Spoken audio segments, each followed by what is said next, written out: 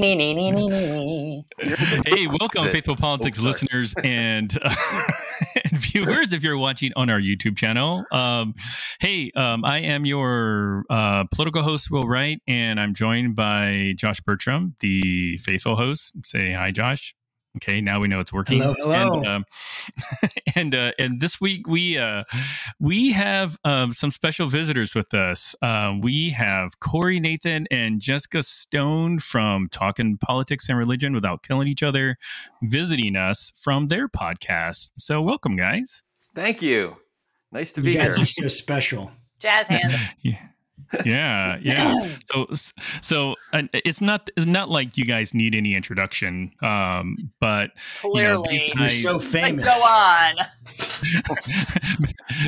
Basically, you're the podcast people go to after they're like, Will and Josh sucks. They're like Will and Josh. Will and Josh are the entry drug, right? You're like the You're the cigarette. We're the cocaine. Yeah. Yes, we are the gateway podcast to marijuana. Get it right, marijuana. Sorry. So anyways, they are, they have a really, really great mission, mirrors ours, or ours mirror theirs, however you want to look at it. But why don't you guys tell us a little bit about yourself? You can start, Corey. Yeah, Corey. I was going to have Jessica introduce me, and I'll introduce Jessica. Jessica. Always does that. I'm so glad you did that, Will. Right on. Point Will right. Could I introduce you, Jessica? Introduce yourself, Corey, and talk. This is your baby. Come on, talk about the birth. I don't know how to introduce myself. What is your birth story? I'm a Jew from Jersey who became a Christian. I'm a serial entrepreneur. I have a couple of really great companies that I'm really proud of, our team and what we've done. And a couple of years ago, I discovered the podcast medium and just absolutely fell in love with it.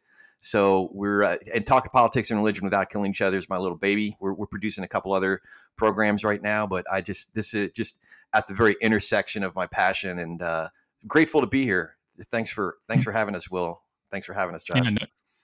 Our pleasure. Now, when you say you're a serial entrepreneur, like you're not like making cereal, right? like your own brand. Oh no, only grits. That's so I stay away from the cereal stuff. No, I've started a couple different companies, two of which are still operating. Started a nonprofit.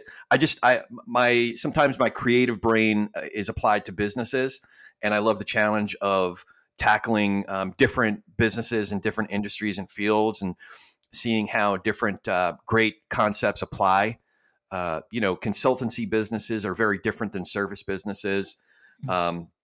And there's some good qualities, scalability, sustainability, all these different things across different industries and business types. So I like to play a little bit with that and see if I can build it, Awesome. No, that's really cool. And Jessica, tell us a little bit about yourself. Here's my segue. If you build it, she will come.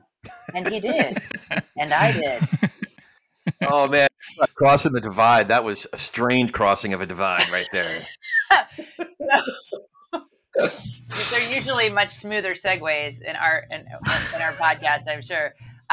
So we are both very self-deprecating. I think I feel like Corey just invites you to his kitchen table or his dining room table, or maybe you just don't even make it past the front door and you're just having a conversation. We kind of have the same Jewish Christian vibe, kind of crossing those boundaries. And, he's also added being on the West Coast to his litany of cultural dissonances, if that's a plural. He actually interviewed me on his podcast after me pitching him extensively and putting the screws to him about how much his audience needed to hear about my book, Crossing the Divide. And lo and behold, he caved, and here we are. It's like he is like my big brother from another mother, and I feel like I could give him a little noogie there on that. Wait, so you guys have never met in person? We have never met in person. Isn't that remarkable? You can't tell, right? Because we seem like mishprucha. Come on, mishprucha. I gotta get my ha. Yeah, you got to get the ha in. Brush up on my Yiddish and Hebrew. Did I ever tell you I got fired from a play over tuchus? Did I ever tell you that story, Jess? You got kicked out of a play because you said tuchus wrong. You didn't have enough ch. No, it was the name of the director is Christopher. So Jews will know that if your name is Christopher, you're likely not Jewish. So we were rehearsing this play, and one of my lines contained the word tuchus. Christopher. Yeah. So one of my lines contained this word tuchus. So I have like, if you cut me open, my blood is like schmaltz and from tuchus. It's like it's in my veins, right? No, wait, don't say you got butt in your blood. Come on, a tuchus is a butt. You don't want to have that in your blood. Come on. So he stopped me. He said, Corey, I think there's too much in your tuchus. I'm like, Christopher Goyam, director, don't tell me how much is in my tuchus. I just stopped him right there. I'm like, you can't tell me how much is in my tuchus. It was a big deal for me, but I had a little bit of a tuchus temper tantrum, and it was my last rehearsal. Wow. Cost for the tuchus. Awesome. Well, with that, hey, it's like awesome. Yeah, that's something else. So how with your podcast, I guess, like what kind of, I don't know, caused you to want to create a podcast focusing on religion and politics? And then, you know, the next question would be to you, Jessica, like what about sort of like the concept of this made you, you know, say yes when Corey asked you to be his co-host? Thanks for asking, man. In all seriousness, it in a way, this podcast started when I became a Christian over 20 years ago. Like I said, I grew up in a very observant Jewish home. Went to an Orthodox synagogue, and I didn't become a Christian until I was about in my late 20s. So when I told my parents, it created a great deal of turmoil in our family, as one might imagine. The Yiddish word for that is tsurus. Tsurus, a lot of tsurus. It was pretty serious, but you know, my dad. I won't tell you the whole story, but one piece of the story is that about a month after I told them, my dad sent me this 10-page single-spaced letter spelling out all of the reasons that I shouldn't become a Christian. And it was from every angle you could imagine: political, social, filial obligation, Jewish guilt, like just everything, emotional. So I took it as an opportunity to reply to him. And I'm not exaggerating. It was literally 10 pages, single-spaced. You know, we weren't, he wasn't on email yet, but I got him on email because, like, Dad, I'm going to answer you, you know, one paragraph, if not one sentence at a time. And it became this 3-year conversation, 3+ years. And in some ways we're still having it. What happened was those replies back and forth became conversations. Sometimes other folks would participate in, whether it was one of my pastors, a scholar that I had been interacting with, a mentor. Sometimes we had access to a prominent public figure, and we'd include them in our conversation on and off. So like I said, when I discovered podcasting as a medium, I come from, as you might imagine, I used to produce a lot of theater. I produce a little bit of independent film, and I just love this medium. And I thought it was perfect to continue having these types of conversations that include politics and religion, subjects that are less and less. It's more and more difficult to have conversations on such important issues in a way that nurtures relationships, where that's edifying, where folks come away having been enriched in their theological convictions or political convictions. So yeah, about a year ago, we just plugged the microphones in and started having these conversations and sharing it with some other people. Oh, that's really cool. Well, what about you, Jessica? What made you want to hitch your wagon to this podcast horse? I have always actually said that my two favorite things to talk about are things that your parents tell you never to talk about. So aside from demonstrating how ornery that makes me, I mean, these are the sort of things that make me tick. Living in Washington, D.C. now, I can say that I'm a little saturated in politics. I'll take a little more religion these days. I'm kind of over some of it. It's just, it's a nasty business, but it's a necessary business. And I've always liked the policy more than the politics. To me, the politics of campaigning is very much like baseball. and I'm more interested in governing, and some of the philosophies behind why people are motivated to believe what they believe and vote how they vote. So no disparaging of baseball, but like at the end of the day, you've got winners and losers, and with policy, I think you obviously do too, but it's much more slow moving, and more philosophical for sure. Oh, that's really cool. Now, Makes sense. so you guys have been podcasting together as a team for how long? About a year. Jess, you came in for your interview in January, right? Or was it February? Like that, yeah. Yeah. So we started with conversations. My dad and I were having conversations. Not quite October, but like November, I think we started, and then shortly thereafter, we started inviting some folks. I think Will. I wonder if the one that you heard was the one that we did with Julie Mason. We're both big Julie Mason fans, right? Yeah, yeah. So that was one of our first very nationally prominent voices that we had on the program, and it was so cool. Great launching pad. But yeah, so Jessica came on as a guest, and I just felt like we had such a rapport and had enough in common, and yet clearly had other things that were different. Having the perspective of someone that grew up in the church, as opposed to me. I didn't come to the Lord until I was in my late 20s, like I said. Right. We haven't really, the funny thing is every once in a while, our actual political positions come out, but it's rare. But the few times it's clear that we have some differences politically, which is cool. So yeah, it's been a great collaboration. To that end, what is the one issue that you guys do not see eye to eye on? One. What's the most contentious one? Yeah. And talk about it right now. What did we get into?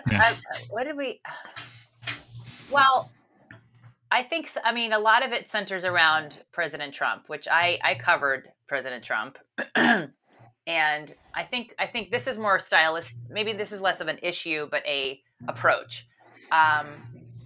My conviction is bad people can do good things. Bad politicians can have policies that I agree with. People that I don't like personally can have policies I agree with. So there's a little. So while character matters, for me, I think it matters more in the sense that I feel like our differences over Donald Trump's presidency are largely surrounding, like, yeah, he's an awful human being, but I can support some of his policies, and I could have seen him come back into the presidency a second time. Now I'm glad that didn't happen, but I could see my way clear to that. Is that fair? That's sort of the crux of a lot of where we rub against each other, right? So I've been thinking a lot about this, and I might evolve this hypothesis.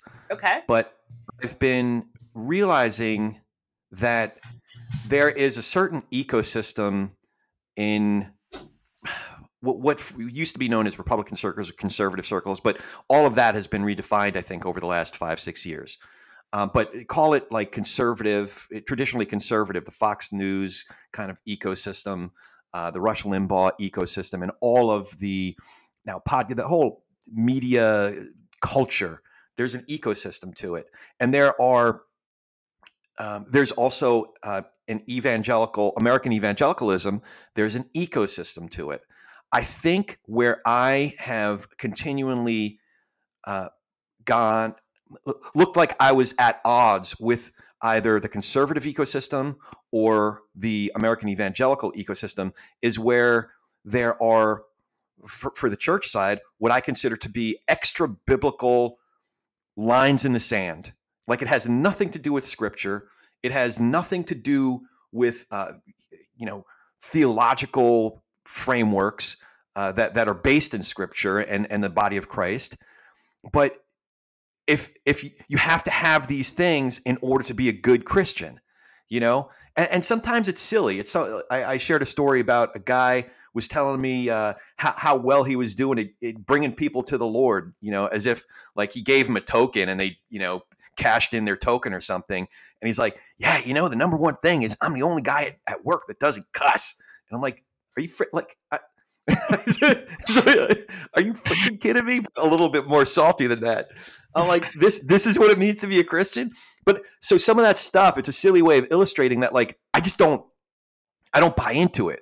And first of all, I don't cuss, I curse. I'm from Jersey. So like that's but there's these other extra biblical things, part of which, on a more serious note, is like when I first became a Christian in the it was 2000. So early 2000s, it was just assumed that you were a Republican. And it's not to say that I happen to be a Bush fan, and some of his speechwriters and some of his policy guys are some of my favorite politicians, but or figures in politics. But I wasn't going based on that assumption. Well, if you're a Christian, well, of course you have to be a Republican. And same thing in conservative circles. There's conservative. We got the chance to talk to Bill Kristol, and talk about his father and his mother's work as arguably the godfathers of neoconservatism. There are things now in what people think of as the right or conservative movements that have nothing to do with actual conservative philosophy. So to the degree that I find some oddities there or some inconsistencies there, I look like a flaming liberal. But that's just not that there would be anything wrong with that, but that just doesn't happen to be the case.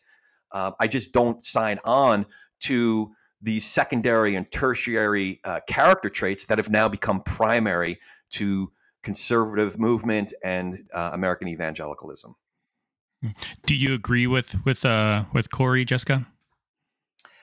Yeah, I guess I think part of my upbringing, being both raised in a church, but raised with the Jewish holidays and a understanding of my Jewish heritage, as well as the dissonance of being a Yankee in the Deep South,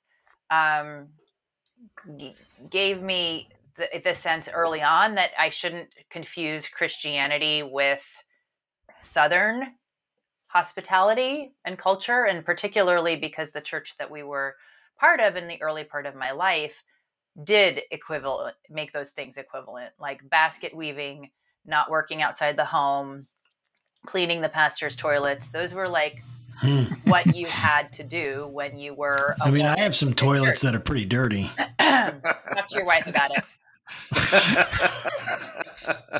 Or your cleaning people, because I know you guys are from Nova, got those cleaning folks. Nova. Northern Virginia slang. I know.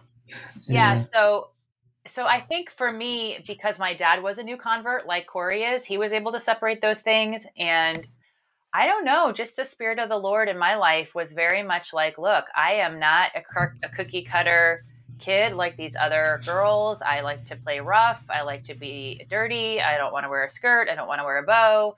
Just all of this sort of conformity that was part of that culture was very antithetical to me as a child. And, a lot of that was just rebellion, but it served me in the sense of being able to help me separate what was a belief system and what was a culture, and that those two things don't have to be synonymous. Now, years later, there's probably parts of it that have its hooks in me that I didn't really realize. And I keep, kind of going through with a level of being analytical. And sometimes I get into some pretty heated conversations with my parents where I'm like, I still see things in American evangelicalism that Corey is alluding to that trouble me. I don't necessarily think that the core theological beliefs are wrong, but there are some cultural things built around those things that are problematic. And I'm concerned that actually, I don't know I forget the author's name, but the woman who just wrote Jesus and John Wayne. Oh, yeah. In college, has talked a little bit about how, some of the anti-Semitism, which of course Corey and I are like, woo, very alert to, is more endemic in the evangelical church with replacement theology and treating the United States as the new Jerusalem and the new Israel, which is completely anti-Semitic, and some other kind of belief systems that lead themselves to white nationalism. Does that mean that everybody that identifies as an evangelical Christian is racist? No, but it's also the case that more and more people are identifying themselves, according to her research in this book, by the culture of evangelical Christianity, as opposed to actually just having a personal relationship with Jesus Christ, which, as far as I know, is the defining characteristic of an evangelical Christian. Wow. Absolutely. So if I'm hearing you right, my earlier question about one issue that you guys don't see eye to eye on, you're saying, you know, Trump was bad but did some good things, kind of like King Saul. You know, I mean, Oh, why heck not? yeah. I Think mean, about how many bad people are in the Bible that God used. So there you go. There you go, Corey. There you go. I mean, and God's using you and me. We're not perfect, right? So, You guys, again, I mean, are we like womanizers? Hopefully not, but you really want to have this conversation? oh, Duke's out. Challenge. Duke's out. I can open up practically any page of the Bible and make a case against Donald John Trump. I could do it. I was listening to a conversation yesterday, and this fellow, big Trump fan, and listen, I get it. There are things that have happened under the Trump administration, and things that, as a conservative or even as an evangelical, you could like. A case can be made, but he used these 6 things, no, these 7 the Lord hates, as a way to explain why he was such a Trump fan. I'm like, dude, did you actually read the verse? Because he used one. It was about life or the innocent, protecting the innocent. And we should pull up the verse because it's a great indicator. But the 7 things that were listed all describe Donald John Trump. These did you actually read the verse, or are you just kind of taking a scalpel and picking out like the 1 or 2 words that you like that make your case before you? Are you able to pull it up, Jess? How Google just listened to you, and that when I went to Google, that's the first thing that popped up. So could you read the verse? Because I hate to be loosey goosey with Proverbs scripture. 6:16-19. This is the King James version, so there'll be a lot of yays. These 6 things doth the Lord hate, yea, 7 are an abomination. A proud look, check. Yeah. A lying tongue, check. Check. Hands that shed innocent blood, check. A heart that deviseth wicked imaginations, check. Feet that be swift in running to mischief. Big old check. Check. Check. A false witness. Are you describing Will? Check. And he that soweth discord among brethren, check. Okay, but you know what, Corey? You named me the last politician that didn't also check all those boxes. Seriously. Ooh. That's the nature of politics. No. I am not nearly that cynical. I am not nearly that cynical. Oh, I am totally. I don't think it's not to say Bernie Sanders. Right. Bernie bro. That's listen, what Will Wright would say. We're all human beings, right? So none of us are Jesus. None of us are God. None of us are perfect. But to the degree, here's the difference, that a Donald Trump does all of those things and pretends they're virtues, and he brazenly wears all of those features as if they're virtues, as if they're qualities. They're not, and I think that's part of the disorienting nature of this era. Is that others will look at that, others who I could sit down and have a cup of coffee with or have a beer with otherwise, but they celebrate these things that we know are not good, these anti-virtues, if it's in service of fighting whoever the they are, that you've determined to be your enemy, right? So a lot of this, I think, is justified because, look, I have a son who isn't very politically engaged, but he's beginning to identify more with people who there's a lot of folks who really love Trump. That's in his life. They're good people, and I can get along with them. So I'm noticing certain things in my son that I came to understand something about why he has not gotten the vaccine. And it's because he could have been persuaded at a certain point, but a lot of people that he identifies as outside of his world. So for the purposes of this conversation, people who aren't fans of Trump or Trumpism or MAGA or whatever, and that's not how the dividing lines go, but people that he identifies as outside of his world, trying to shame him into it, harassing him into it, doing all these things that are only forcing him to dig his heels in more. So if a kid like that, who doesn't really have a ton of strong political convictions, has a figure that he can look up to that he thinks is quote unquote fighting for him, against all the people that are harassing him and shaming him and treating him like garbage and, that's where I can sort of understand it. Now, and it's a guy who doesn't need any forgiveness. What'd you say? Yeah. And it's a guy who doesn't need any forgiveness. That's right. Donald Trump, right? Yeah, he hasn't done anything wrong.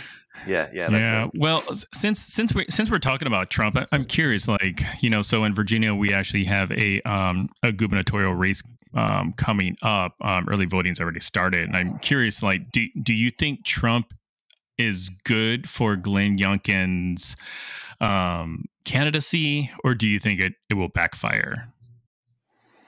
That to me. You want me to? I can throw one in there, but I mean, I can throw down, but I want to hear what Corey has to say. Okay. Yeah, go ahead, Corey. So it's yet to be seen whether it's a net positive or net negative or neutral. I think that there are certain parts of Virginia is still a diverse state. I don't think it's completely blue yet. Certainly, Northern Virginia is Northern Virginia is definitely pretty solidly blue. But there's the rest of the state. Republican governor in over 10 years. Well, yeah, and I think 16 out of the last 20 years has been a Democratic governor. So here's the question: we don't even have divided government anymore. We have Dems, all the Dems.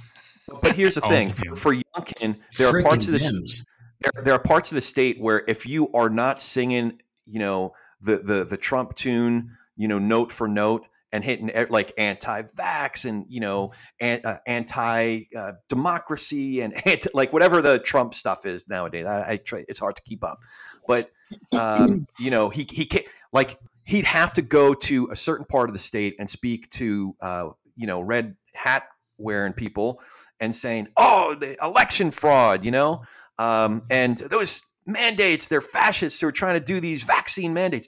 But then he's also going to have to talk to other people around the state. Maybe not. He knows he's not getting the solid blue, but there are independents right now. That's the big question. And can he walk that line to say suburban women was a big contingency that went very much in favor of Biden in Virginia in 2020? Can he moderate his most Trumpy lines enough for them without looking like a total hypocrite and sell out to the people he just talked to in other parts of the state? Does that make sense? What kind of where I'm at with it? Yeah. It really does. And Glenn Youngkin recently came out with, this attack that he wants to call for like an audit of all of our election machines in Virginia, and I feel like that's sort of like, he's scratching the surface a little bit of the MAGA world, because he's like, maybe I'm not MAGA enough, and like I really want to win this, and he even Mike Pence came and was campaigning with him, but I'm curious on your thoughts, Jessica, because I know you're a Virginia resident as well. Yeah, so I did notice that the point you just made about Glenn Youngkin and the audit. I think that was a little bit of red meat to the Lions, but I also noticed that he has now been talking about his support for Trump, simply that if he is the nominee, I will support him, which I think is a further, trying to put distance with him. And I honestly haven't seen him closely ally himself with issues that are particularly Trumpian, aside from the election fraud, which personally, that's just like a no-go. Like, you shouldn't even be touching that, because we had a free and fair and honest election. Is there hocus pocus, some level of it probably in every election? Absolutely. Was there maybe even a little more room for it because we did so much mail-in balloting? Potentially, but we've had this investigated every which way of Sunday, and there's been nobody that's found that categorically there was any issues that rose to the level of changing the election results. So with that said, I'm actually really struck by the last debate between Youngkin and McAuliffe, in which McAuliffe had this line that is now part of a Youngkin attack ad about parents and their ability to be involved in their children's education, which Virginia's become, as you well know, faithful politics folks, battleground zero for a discussion on critical race theory and what it looks like in the school system. It's true. I guess the upside about that is that Terry McCullough flip-flops so often that he probably didn't actually mean what he said. So, I guess that's I covered him when he was Hillary Clinton's fundraiser in upstate New York. Like it's a long, sordid, but that's politics, right? Like I stipulate to that. That's politics. It's not pretty. Yeah. What about you, Josh? What do you think about the Youngkin McCullough race? Honestly, man, I am not really a fan of McCullough, but I don't really know much about Youngkin, and I've done like very minor research on him, and I do know the idea of like our education system that you're bringing up, Jessica, that is extremely concerning to me. And I don't know, man. I can get into the conspiracy theorist, conspiracy part of me that's like they're trying to brainwash our kids kind of stuff. And so I try to, I need to be more irrational when it comes to that. But, honestly, I know a friend actually who worked for McCullough in his last governorship, I guess. Is that what we call it? A governorship? It sounds very old and English, like you'd read that out of the KJV when you're just reading. But in his last go at governor, he worked for him, and he was a real big fan of him, and so he's a great man. And so I don't know, man. I'm really just as confused as as I've always been, and I'll probably just vote for Youngkin because I'm not going to vote for McCullough. I don't think so. That's where I'm at on it. What's interesting is that like I actually like Glenn Youngkin. I think he presents himself well. He's well spoken. I'm having a hard time wondering if he's doing just the if he's just doing like the Mitt Romney thing. And because Mitt Romney totally took advantage of Trump, right? Like, and managed to get elected. So I'm not really quite sure if if we're doing, I don't know, like if he's just sort of gaming the system. I'm not necessarily a fan of McCullough myself personally, but at least there's a track record there that we can look back on to kind of see how he did. So I don't know. I mean, Can I add something that I did like about him? Will, that maybe, I don't know. You guys, you do some small business, right? I know you work with a nonprofit. Like, I feel like he was good on veterans, and he was good on bringing investment to the state. So on the business side, now that's not to say that a Republican might not do the same thing, but I thought, he wasn't that caricature of the tax and spend liberal. Yeah.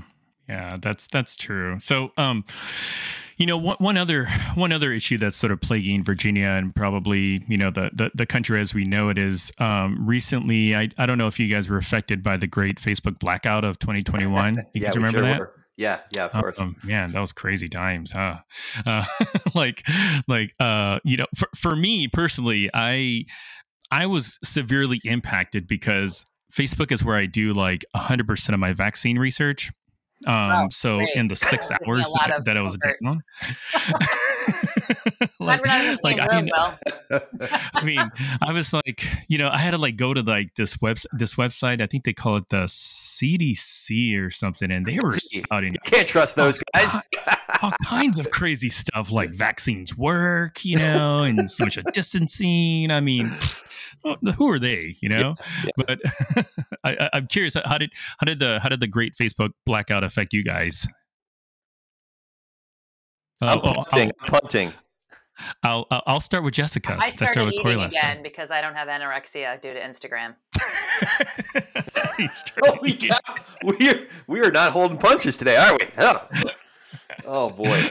No, I am still working my way through Frances Haugen's testimony. I'm about at hour 2, and there's like 3 hours of testimony, and it is so completely riveting. And I have heard nobody say that like she had some kind of personnel lawsuit or some axe to grind.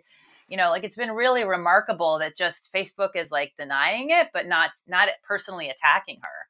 So I find that really makes her document dump, which is epic. Yeah. So amazing. What's weird about that though, and I guess I'm trying hard to really care about the Facebook thing, only because Didn't this is sort of the stop for like a whole day. No. It did, and I had to like do some crazy research on the CDC. But like aside from that, like her testimony. Like this is sort of the Republican in me coming out, of which there's not a whole lot, but if there is, it's just that Facebook is its own company, and people can just, I don't know, like take people's phones away, or delete Instagram or something, and maybe that sounds cold. Yeah, maybe that sounds cold. I don't know. Like, am I alone here? Corey, back me up. Well, no, I keep on thinking. Did you guys read the G-File, the Jonah Goldberg essay about this? It was like a minor conspiracy. He's not a conspiracy theorist, but like he thought, I wonder if she's really a plant by Facebook, because in a way, Facebook corporately and what's his name, Zuckerberg kind of wants to have oversight. And part of it is that he understands that the kind of oversight that would be implemented would definitely raise the barrier to entry for other new companies, that not many companies at all could be able to afford the infrastructure to get through all of that oversight. So, very much like monopolies in the past, going back to the late 1800s, early 20th century, the trusts that were being broken up,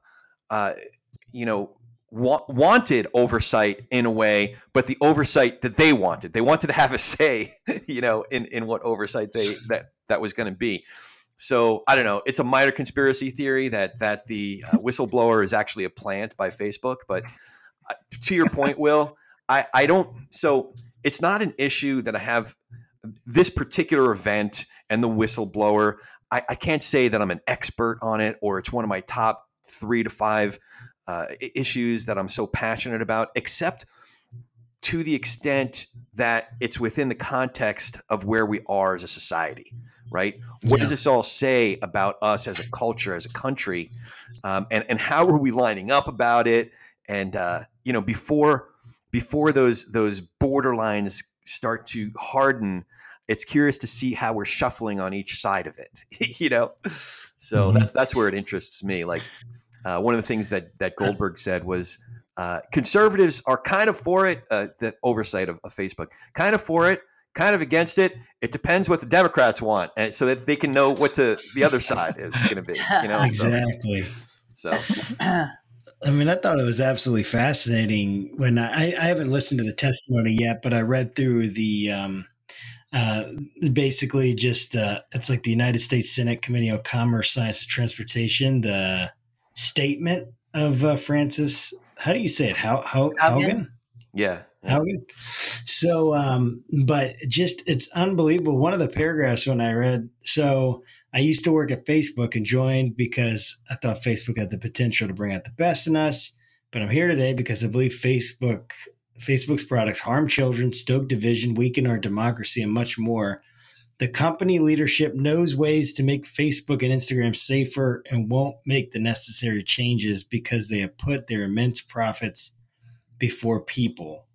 Congregational action is needed. They cannot solve this crisis without it, or without the Congress. And then what was amazing to me when I got down to the page 3, she makes this analogy between Facebook and oversight and the Department of Transportation and regulating cars. Yeah. And saying, that if imagine if no regulator could ride in a car, pump its wheels, crash test a car. And I highlighted this, or even know that seat belts could exist. And it was just, I don't know, man, it just shocked me. Like how, what is she talking about? How do we know what she's talking about? I don't know if the Wall Street Journal has released those documents, right, for people to actually see and know. And because I didn't see, I've read several of their things, but it's like, where are those documents? And how do we know whether what she's saying is true or not? And I don't know. It's fascinating. I don't know if we can live in a world without Facebook, but social media, I mean, that's not going away. And something like Facebook, it will create a vacuum. So I think it is in one of those senses. I don't know how to control or how we can control a company like this. It's a very confusing topic to me in a lot of ways. Go ahead, Corey. So it's interesting. She did bring up some really interesting questions that are worth asking, individually, as a community, as a larger culture, and that is, are these platforms, whether it be Facebook or Twitter or TikTok or any of these platforms, are they inherently good or evil? I happen to not think so. Kind of like, and Will, you tend to, a lot of times you tend to lean a little bit more progressive, but on certain things, say on Second Amendment issues, you probably would align a little bit more with conservatives. In the same way, I tend to with guns. Guns are the tool. And I don't want to tease this issue out too much, except to the extent that Facebook is really a tool. It's neither good nor inherently bad. It's used as a tool. And it also amplifies certain collective corporate character flaws that we have as a culture, right? So freedom of speech is great, but it's not open season. There's a responsibility for any right that we have. The other thing too that's kind of related to that is the corporate philosophy is so orthodox technocrat, is so orthodox practical, not utilitarian, is so orthodox libertarian. Like, at what point does that philosophy start to break down? At what point do you have to start to get in there and into, it's like in the Judeo-Christian belief system, we believe every life is sacred, right?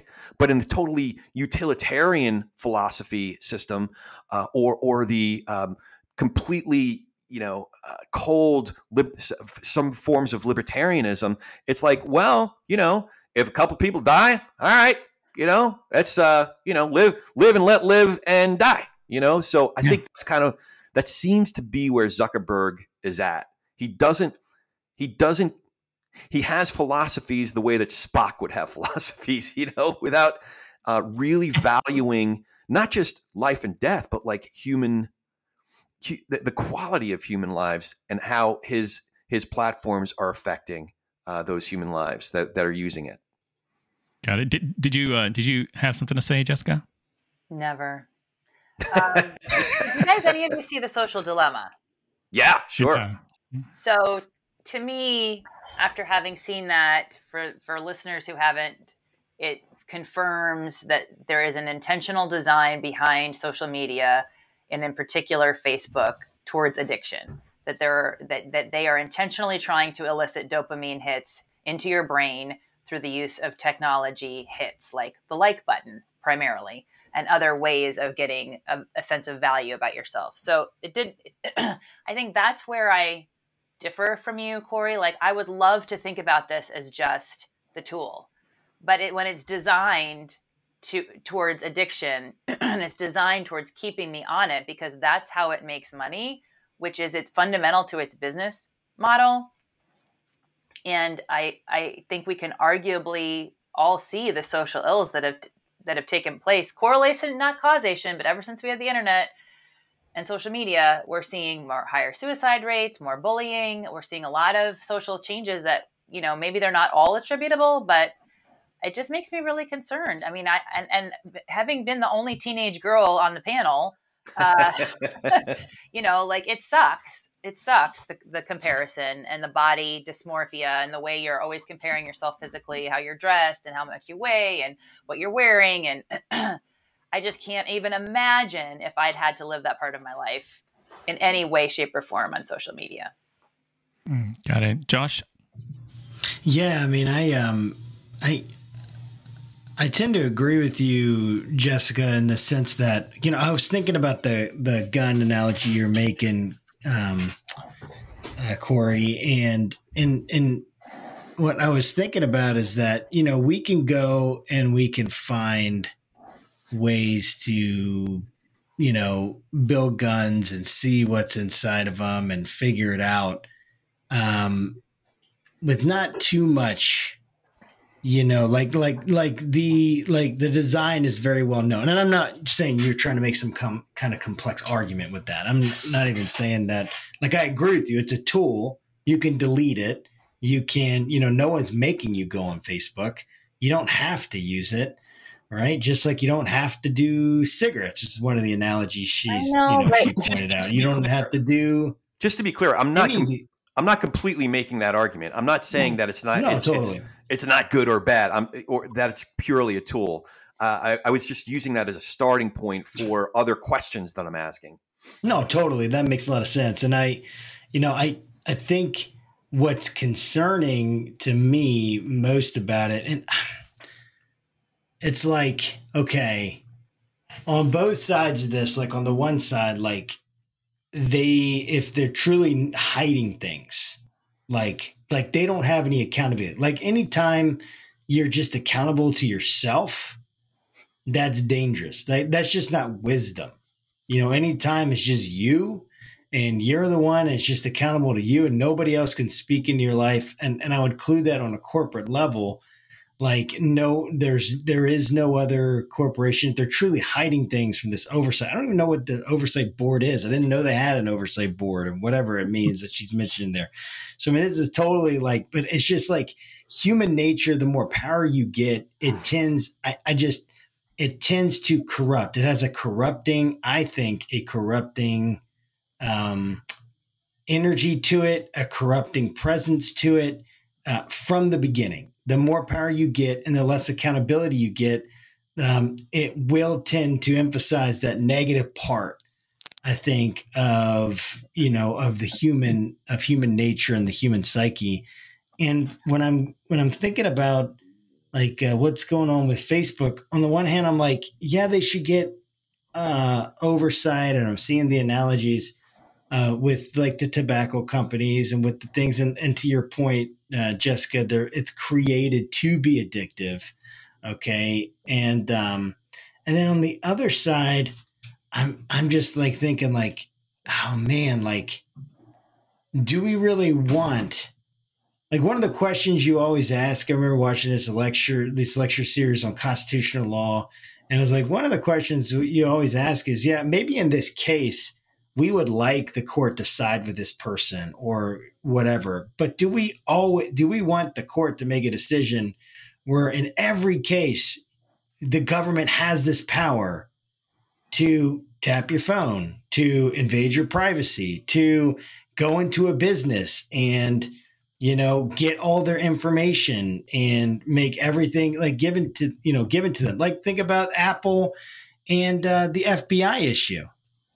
Like years ago with the FBI, when they're trying to say, Apple, we want the key. Do you guys remember that? We want the key to get in so we can hack your phones. California. And they said no. Yep. And I'm glad they said no, because do we want the government having the ability to hack every single one? And maybe I don't know. I'm just saying, like, it's a super complicated issue for me that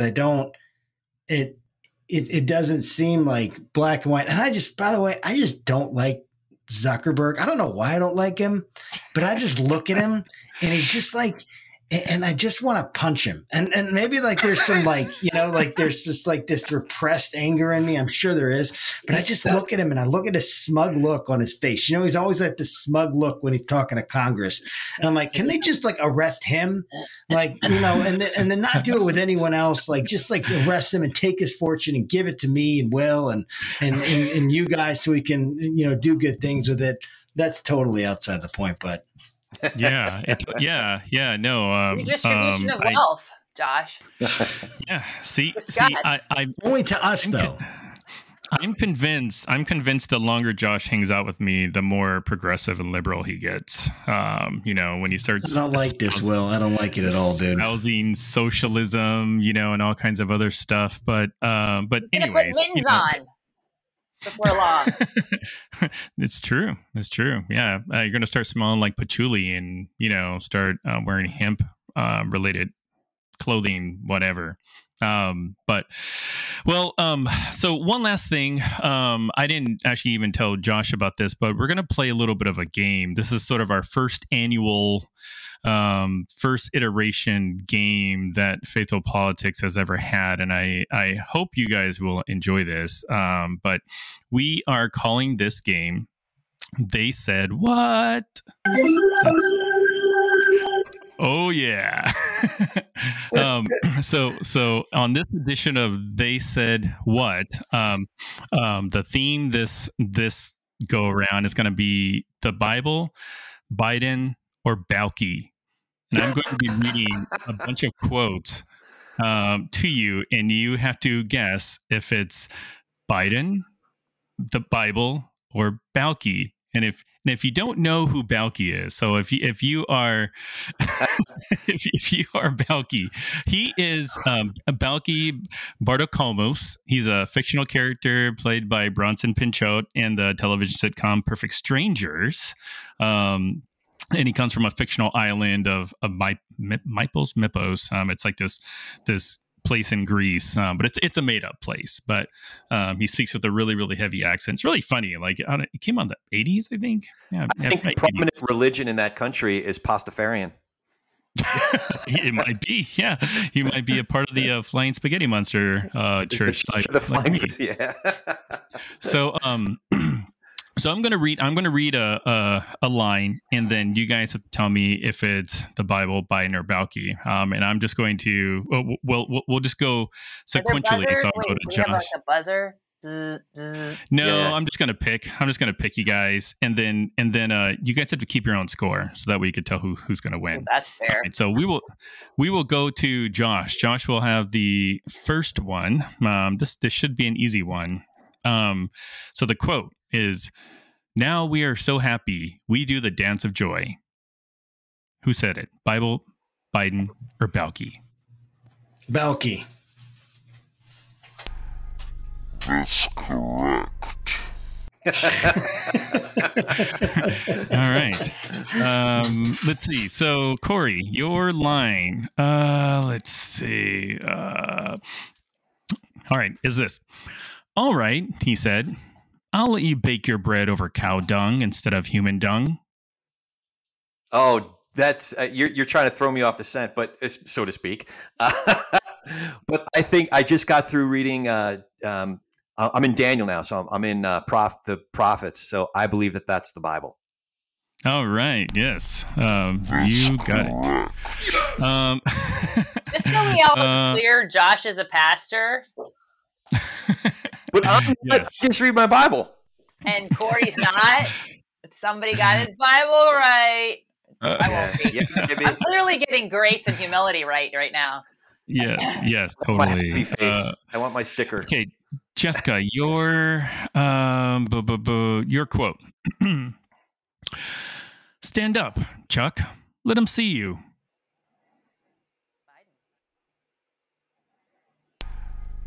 That's correct.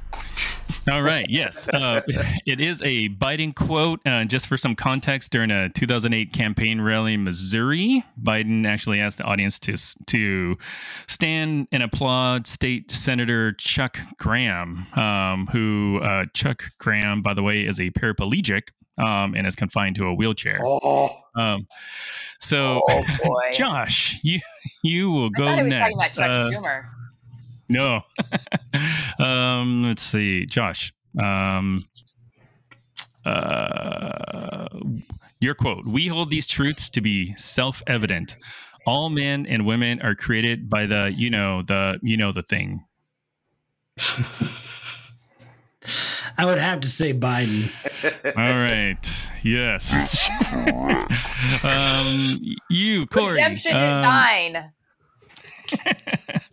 Corey's quote is, "I just baked a big batch of bing bong beaky beaky baklava." Oh, that's too easy. That's Balky.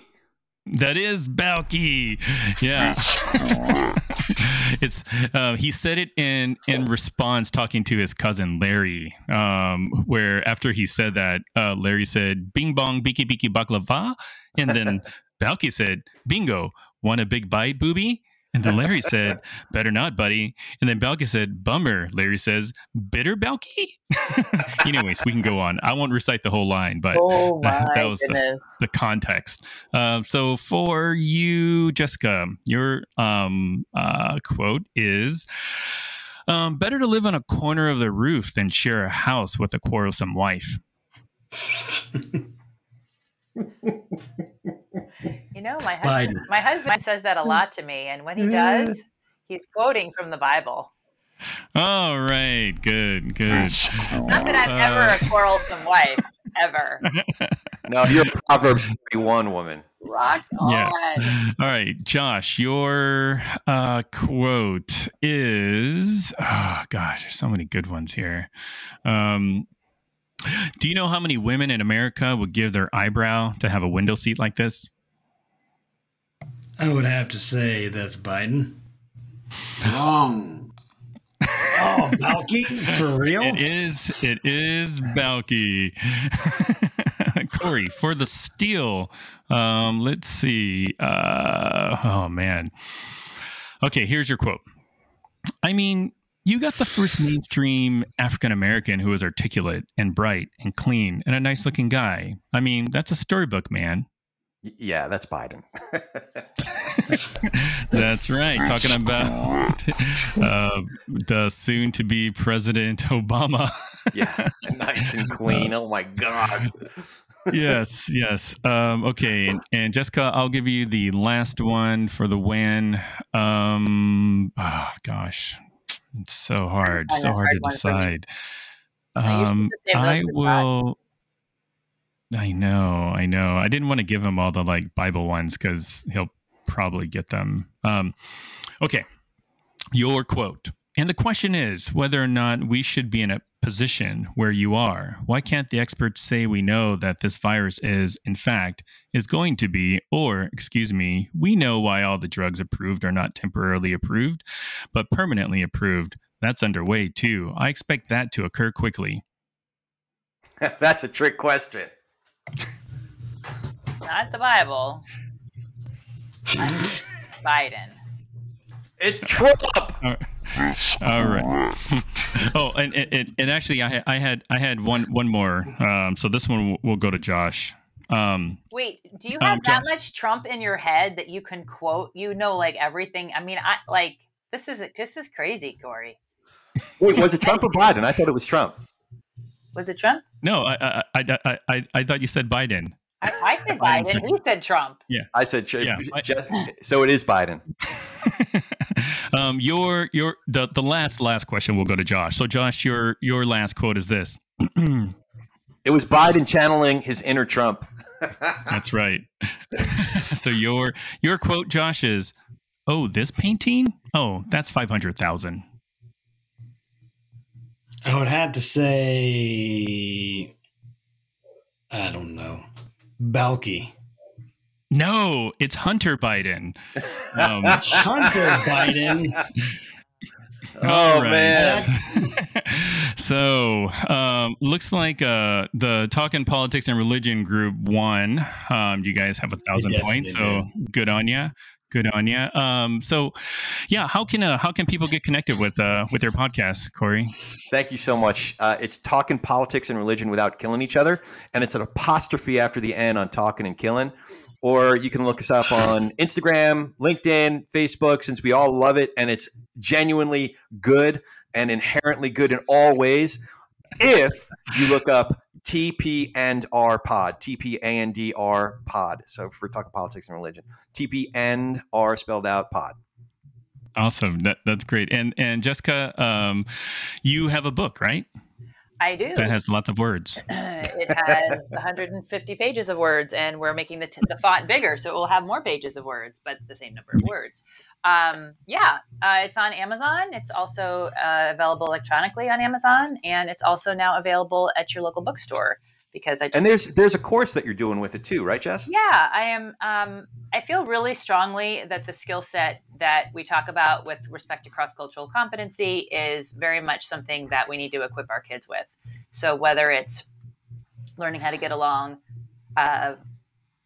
with people that disagree with you agreeably, and actually my curriculum starts with the Facebook 60 minutes excerpts, because I think, the added division that we have around conversation that's added, we were already divided, and social media is showing our division in more stark relief. And if the testimony is correct and it more hateful language actually is more widely distributed, as Frances Haugen said, we're up against it as parents to educate kids on how to cut through the noise and be able to talk to each other. So Crossing the Divide, pick it up, sign up for my courses. We're working on an online curriculum. Right now we have an in-person curriculum. Info at jessica-stone.com. Jessica the Reporter Stone. Boom. That is right. You have a great voice. You should do radio or something, Corey. In a world. To podcast. All right. Well, hey, thank you so much, guys, for coming to visit us. It was really fun, and wish you guys all the luck. That was awesome. I really appreciate it. It's always good hanging out with you fellas, and you, Jess. Yeah. Aww. All right. Well, take care, guys. We will see you all next week.